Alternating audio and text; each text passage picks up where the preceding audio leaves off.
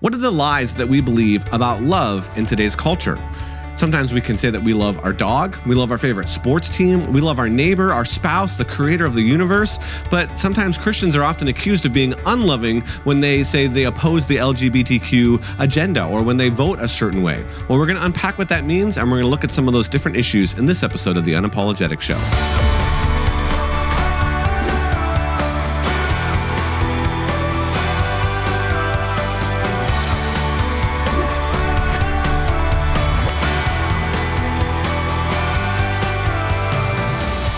Hello, thinking Christians. Welcome to the Unapologetic Show, where we defend truth without compromise with Dr. Bobby Conway, the One Minute Apologist. I'm your host, Tim Hall. Well, Bobby, before we get to these lies, we talk about a lot of different things that are going on in our culture in this episode. I just wanted to kind of revisit some stuff. You got some new ink here, as everyone can see, since the last time that we were in the studio. We're actually back in the studio. We were in my dining room before for the last month, yeah. Right? But we had an opportunity to have Dawson and Heather on the show and just talk about some mental health stuff in the month of May. So I thought that was pretty cool. And things are going pretty well from the Unapologetic and from Image Church. Is any updates that you wanted to give on Image Church or One Minute Apologist at this point? Well, I think it's been a lot of fun for us to be able to plant a church again. Yeah. And fun is not typically the word people think about when planting a church, but you're right there in the middle of it with us. And we're so thankful that we've got this, growing community of people who are passionate about our vision and mission. And it's just been a lot of fun. The challenge for us has been our service time. We have to meet in the evening, and a lot of people don't want to come out at that time. And so it's so difficult to find space where we are. But I'm so passionate as a pastor and as a Christian apologist about bringing those two worlds together in the local church, because I really do feel like we need to equip Christians to be unapologetic by giving a proper apologetic for, the defensibility of the Christian worldview. And we're living in scrambled times, man. Yeah. I mean, just in these last few weeks, when we're recording this, at the time we're recording this, last night we all got downloaded with the news of this horrific shooting that took place in Texas. Yeah. And then you had the shooting that took place at the South Korean church in Laguna Woods, California. Yep. And then we also had the shooting that took place in Buffalo, which was racially, motivated by the person. So it's just really sad, and I think we scramble asking what is going on and what's our proper way forward. And I think that this is a great time for the church to step up and really meet some needs. So I'm thankful to be a part of church ministry for such a time as this. Right. Well, and again, just the nature of the church, how the churches respond, it goes directly to our topic today. We're talking about love. So you kind of mentioned some kind of current events that are going on. When Christians respond to sin of those inside the church or outside the church, sometimes onlookers will often say that's not loving, that they shouldn't be doing that's a very unloving way to respond, even in times with crisis where the church is saying we send thoughts and prayers. People can say, oh, well, that's totally unloving, right? Just you got to do more than just the thoughts and the prayers thing. So Bobby, what are some other examples where kind of in our current context where onlookers of the church, non-Christians, kind of looking into how the church is responding to some of these things, would say that maybe the church has responded incorrectly or that they're being unloving? Well, I would say you just brought up a point that is important. A lot of times, like on Twitter feed or on Instagram or Facebook, people will criticize the statement, our thoughts or prayers are with you. Yeah. So take, for example, some of the current events that I just mentioned. We think about the shooting that took place in Texas, or we think about the racial shooting in Buffalo, or we think about even in Florida, with all of the stuff that's been going down there with what kind of education kids can be entitled to as it relates to LGBTQ stuff. I mean, it's a mess. But when it comes to these things like shootings per se, if we say as Christians, our thoughts or prayers are with you, some people are quick to jump on it and say, that's not enough. Right. Well, we're not saying it is enough. Like we need to do more than just pray, but it is something. And so I think that the criticism is false from people. They should step back and reflect that it's a gesture of love for somebody to say, I'm going to take time to pray for you. So, for example, we've been invited at Image Church to partner with another church tonight. And I know when our listeners view this or hear this, it'll be dated a little bit, but we've been invited to partner with another church for a prayer vigil. I suppose some could say, oh, that's not enough, but I think that hearts are burdened and are coming together and are asking the creator of this world to be able to soften things. So we live in a time where I just don't think we know what love is, Tim. And I think that not having a proper definition of love has us confused. So some people walk around and they think that the most loving thing they can do is just point out everybody's sin. But then you have other people that they think that the most unloving thing they can do is to point out somebody's sin. And so we go mum, Mum is the word. No, and I would completely agree. I mean, some other current events that are going on is recently this the Southern Baptist Convention came out with a pretty scathing report on abuse allegations. Everyone from adults to women to children, and there was a lack of action, in the SBC on moving on some of those things or taking the proper, whether they're calling the authorities or whether they actually just need to remove the person or put them on leave or just kind of disciple them through what they were going on, including a past president. Exactly. So I think when the church is looking at some of those things, they're saying, well, guys, you got to do something about this. And on one hand, people would say, well, the most loving thing that we can do is we can continue to keep them in their position and support them and try to guide them through this. And on the other side, people might be saying, no, those people got to be ousted. They got to be canceled. They got to be out. I think another area of love that's kind of going on in our immediate context is the overturning of Roe. How are churches going to love? I mean, we really need to be thinking about this. How are churches going to love women if Roe is overturned? Or it maybe at this point when you're watching it, Roe has been overturned or the ruling has come out. We don't know yet. But I think we have an opportunity as a church to re-examine what that might look like and then love as Jesus loved. And we're going to kind of talk about what some of that means here coming up in the rest of this episode. So, Bobby, let's talk about kind of these 4 lies, and maybe we can do that in the context of what the Bible says about love. What are some of the lies that we often believe about love? I was putting together a Facebook post for Image Church a couple weeks ago, and I just started jotting down some of the lies that we believe as it relates to love as a church culture. And one of the lies that we believe is that, if I love somebody, I can't put up relational boundaries. But that's just not true. Relational boundaries sometimes are needed in order to protect the relationship from completely being obliterated. There are plenty of married couples out there that know what it's like, that they're trying to put some boundaries up with maybe their in-laws that's to good. protect That's them from making sure that they can develop their kids with the values that they want, because maybe they try to parent their kids and then maybe the in-laws come along and what do? They start undoing everything mom and dad is trying to do. Well, when grandparents don't respect the wishes of parents as it relates to the raising of their kids, there will come a need for some boundaries. When you're in a toxic environment with maybe a spouse that is abusing alcohol or drugs, you need to put some relational boundaries up. And it's not unloving to do that. Love does not mean you never put up relational boundaries. There's a real need for that in lots of relationships, in the workplace, in the home, and yes, even in the church. Another thing that we can look at is there is a misconception as it relates to love that thinks that you could never disagree with anyone. And this is all over the place, right? When you think about our culture, this is my fear, that the churches went in the closet. Like, oh, I can't disagree with anybody about LGBTQ movement, or I can't disagree with somebody about the abortion issue like that you just brought up. I can't disagree with anybody. So because the church in some ways has been told that they were bullies to the culture. But the problem is the church has been bullied into silence, believing that if they speak, they're being unloving. Right. And that is a problem too. So we need to come out of the closet, right? Like I've said before, everyone else is out of the closet except the church. They've went in it. Right. And it's time for the church to come out and realize, hey, it's not unloving to disagree with people. Yeah.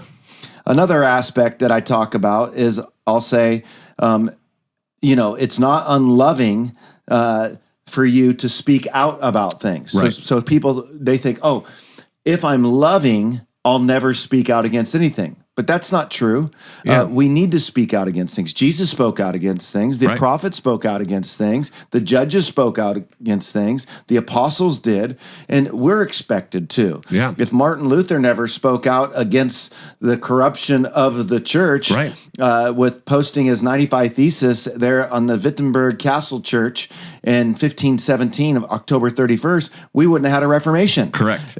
So it took some courage and some chutzpah to speak out. I think the final thing, Tim, that I would just mention is so I've said, like, here's what love and basically unity does not mean biblically: that you can never put up relational boundaries, right? That you can never disagree with anyone, right? That you can never speak out about anything, and then finally that you can never be divisive, right? Now that's like a shocking one too. Like, wait, we believe the lie that if we're being divisive, we're being unloving always. Right. But there are times where the church has to be divisive. Luther's heart was not to be divisive. Right. He didn't want to break off, but for the sake of the gospel, that ended up taking place. And so I would say there are times where relationships and immorality get so bad that there is a dividing line that needs to be drawn. Right. Yeah, there is kind of that line in the sand. I loved all four of those. I think that's amazing. So let's talk a little bit then in that context with kind of that understanding.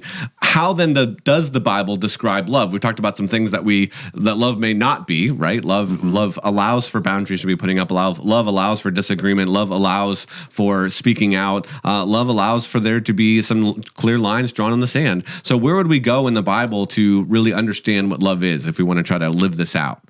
Well, I think that the great passage is right there in 1 Corinthians chapter 13, right? Where it talks about what love is. Yeah. See, one of the problems that we're up against in our culture in America is we have a word that is kind of vague. We talk about, hey, love. And what do we mean by that? Is love just a feeling, or is love more than a feeling? Right. Or is love not a feeling, it's just an action? Is a verb? Right. Can it be both? And so as I mentioned, in our culture, they have skewed views about love. Like, if you love me, you just accept whatever I do. If you love me, you won't confront me. If you love me, you'll never divide from me. Right. If you love me, you'll never put up any relational boundaries. And so we start hearing that in the church. And really what's happening is we're loving the culture the way that the culture is telling us to love them, instead of loving them the way that God's told us to love them. How does God teach us to love? Well, I think in the Greek, there were different words for love, right? Yeah. Like there was phileo, which would be a brotherly love, or eros, which was, a sexual love. Storge is another type of love where, you have friendship love and you have family or familial love. Right. But the kind of love that God invites us to model inside and outside the church is an agape love, which is unconditional love.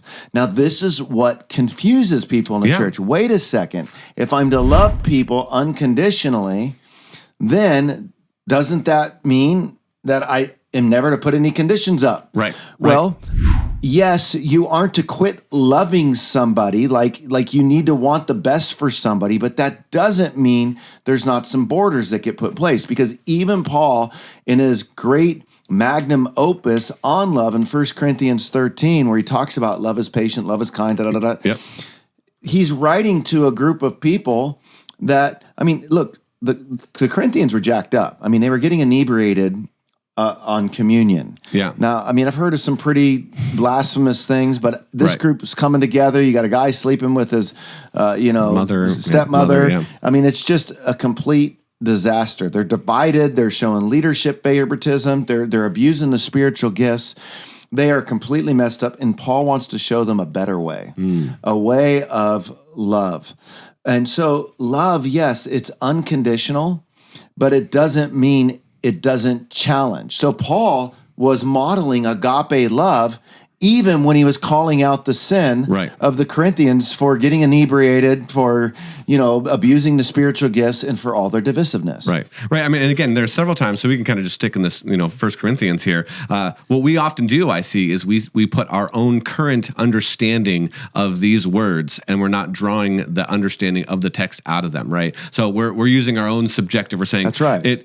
Love is patient and love is kind. Love does not envy. It does not boast. It is not arrogant or rude. So we say, if I interpret your actions to me as rude, then I can interpret that you didn't love me. And that's where we have to go back to the context of the Bible, what he's talking about, what's going on here, because I think that there would obviously be this conflict between if Paul is calling out somebody for having an adulterous relationship, that is correct. He should be doing that. But their interpretation of his words as not being patient or not being loving or being rude or arrogant wouldn't then make them unloving. Right. Am I tracking? Right. Yeah. I mean, exactly. I mean, we're to speak the truth in love. I think what we've done today is we ditch the truth with a false conception of love. Right. It's like, we'll just ditch the truth. And right now, we need to know what the truth is in order to speak the truth. Right. I mean, we think about like the wrath of God. I mean, the wrath of God is something where it's very evident with the seal judgments, the trumpet judgments, the bowl judgments in the book of Revelation that we see are going to be poured out. And we think about God is agape. Right. He's unconditional in his love, yet he still, can have a righteous wrath and a righteous anger, and speak out righteously, be angry and do not sin. So what we have to do is realize that some people in the past have absolutely become these had become moral police to the culture, throwing moral grenades, seeming angry, mad, vitriolic, and there are Christians going, man, I don't want to be associated with that. Yeah, I think that there's a way for us to hold the truth without compromise and just having a little bit more taste in the way that we communicate things, the way that we share things. But we have to hold those two tensions together, truth and grace, love and, righteous anger. I mean, these things go together. Yeah, totally. Well, I think that leads us to kind of one of my next questions is like, how might love look different between, kind of two Christians that are loving one another and a Christian and kind of a non-Christian, someone that's outside the church? What differences should we see in those two different kind of arenas, basically? So when it comes to our expectations of one another as Christians, we're held to a higher standard. Right. And when it comes to the world, we don't expect them to live like Christians when they're not. But we do expect them to have a sense of morality. Yeah. So as Christians, we would never look at non-Christians and say, oh, they can just go around and do whatever they want because they don't know Jesus. No, we would never say that because the moral law is written on their heart. Right. So they have an understanding of morality that they are to be held accountable to before the court of law and all that. But inside the church, there are boundaries, and those boundaries are can be even tighter the more you go up. So, there's leaders like elders and deacons, and we can look in 1 Timothy chapter 3 or Titus chapter 1, and we can see some of the standards that are there. But none of this means we're unloving. It's like people talk about, oh, we need accountability in our lives. Well, how many people want to just get together with somebody who's always looking to hold them accountable? I think we want people who genuinely care about us, that love us. And when we mess up, they're there for us to exhort us to Christ-likeness. So I think the way it looks different in the church is we're using the Bible, and we're looking at who Christ is, and we're calling each other up in a loving, encouraging way to follow the model. And when we fall short of that, we're not there to just beat the person up, but we're not there just to condone it either. Right. We're there to speak the truth in love. When it comes to the outside world, well, we're not putting them at the same standards, but we do recognize some standard. Right. Yeah, I think it's a good distinction. And I think oftentimes in both those categories, the line gets blurred on social media, right? When for some reason we feel like the walls come down, we feel like when we're just, chatting online, that whether we're talking to someone that is a Christian, sometimes it can be a lot more vitriolic. One of the things that we've seen is, Christians being just awful online to other people. And then we've seen that kind of on both sides. So I think, how we're viewed online, how we're loving one another, how we're communicating with one another is really important. Let's talk a little bit about how Jesus and Paul loved. How did Jesus love? What did love look like? When Jesus was loving people, what did that look like? What are some examples you can think of? Well, there's lots of examples. I mean, I think that Jesus, in his ability to heal people, so we think about the multiple occasions where he's healing. So Jesus loved people through healing them. He loved people through forgiving them. He loved people by spending time with them, by investing in them. He spent time, providing for their needs like food, manna from heaven. Right. So I think that Jesus models love all over the place. And so some might say, oh, but what about when he's flipping the tables over in the temple? That doesn't seem real loving. Right. I think what we're seeing there is the wrath, the righteous anger of God, or the righteous wrath of God in the flesh. Yeah. Right. And so he's flipping tables, but this wasn't like unrighteous anger. This was blasphemous what was going on. I mean, the abuses that were taking place at the temple, you were just seeing that it broke his heart. And I think sometimes Christians today don't have enough of a broken heart over the sin that we're experiencing. Our culture has went so deep into depravity, and we're getting less bold as they go that route. We're compromising more. We're kind of almost buying into it. We're fearful to stand up for Christ. I think we are starting to recognize that there'll be a cost for that. We might lose friends. We might not be accepted as much. So what you see Jesus doing is Jesus was straight up, he with the Pharisees or with the Sadducees. Yeah. I mean, he was loving, but he would speak the truth. On the cross, we see him talk about there, Father, forgive them, they know not what they do. He's what Jesus pulled off on the cross. Think about this. He's hanging from a cross. He's been beaten, and think about what kind of. He does more ministry in the final moments of his life. He forgives a thief on the cross. Right. He makes sure his mother's taken care of. Right. He says, Father, forgive them, they know not what they do. Right. He hasn't given up on the Father. He's still praying. Yeah. And I'm going, man, this is still going on. A lot of people will be shut down by that point, right? Right. Definitely. Yeah, and I think we see a lot of those same things in Paul's writings, but I think honestly there's like a little bit of a different purpose. I mean, there's kind of Jesus's main purpose was to be the mediator between man and God, and so that he had a very specific purpose. And then Paul is kind of setting up the church, so he talks a lot more about policies. He's kind of drawing a lot more of those lines in the sand. Yeah, good point. Right? So like this group of people and these actions, you're not walking by the Spirit in that sense. So I do think there was a little bit of a different purpose, which makes it kind of confusing sometimes for people to look at those two biblical characters and try to square some of that love. How would you add anything to that? Well, I just think we have to recognize that everybody's different. Some people are more confrontive. Some people are more like a golden retriever. It's very difficult for them to confront. I think Paul definitely was the kind of guy that would speak up. I mean, look, he rebuked Apostle Peter. Right. Yes, he was planting churches and he was having to address them. He'd have been a tough dude to be around. But let us not forget too, like people get confused sometimes and think, oh, the God of the Old Testament is wrath and judgment, and the God of the New is, loving. It doesn't square. But I go, man, has anybody read the Olivet Discourse in Matthew 24 and 25? Has anyone ever read Mark 13? Has anybody read Jesus coming on a white horse to conquer? And when he comes on a white horse to conquer, he's still agape love, but he's going to bring about ultimate justice as well. Well, that's an excellent point. We're going to talk about Jesus' rebuke in Revelation chapter 2 and chapter 3 in our next episode. So you want to make sure that you come back for that. You can do that by subscribing to our YouTube channel, and you'll get notifications if you click that notification bell. And we will see you on the next episode of The Unapologetic Show.